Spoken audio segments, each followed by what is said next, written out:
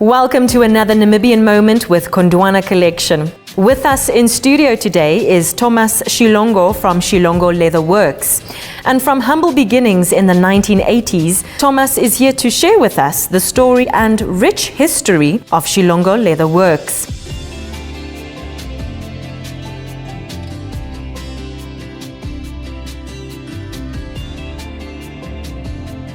Pleasure to be here, and I'm honored. How was your father first introduced to the leather trade? It actually has a quite rich history.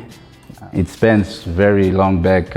When he was first introduced, it was actually way before independence. When he attended school, there was a friend or someone he knew, and this person used to work somewhere.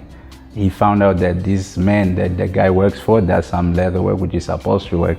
And that's the very first time that my dad was introduced to leather work. After some time, this man or this friend of his left the work, and then he remained. Another replacement came in. When that replacement came in, that guy knew how to do leather work. My dad has a skill or a gift of when he sees someone doing something, he can emulate it or copy it or do exactly the same and even better. So when he saw this man doing that, he just knew, he just fell in love with it. And then from there, it just became a part of him. And what challenges did your father face in his trade and in his life? A lot of ups and downs. There was a time when he was arrested.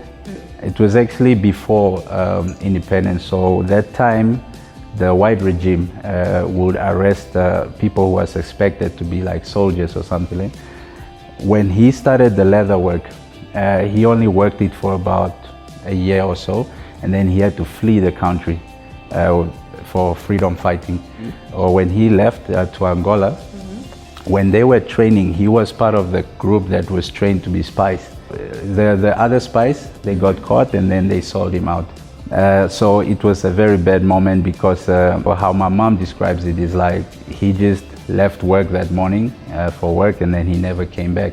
So how long was your father in prison, and did he manage to continue with his trade? He was in prison for about 4 years.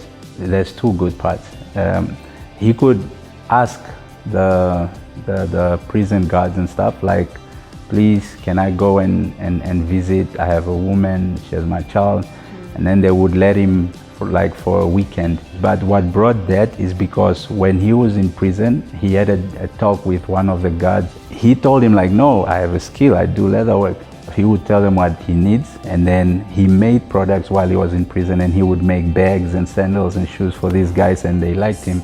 And then he told me he enjoyed a bit of time in prison. Even though he was in prison, he enjoyed because he was doing something that he loves. After independence, what was the next step your father took? He got the idea okay, let me go and look for a place.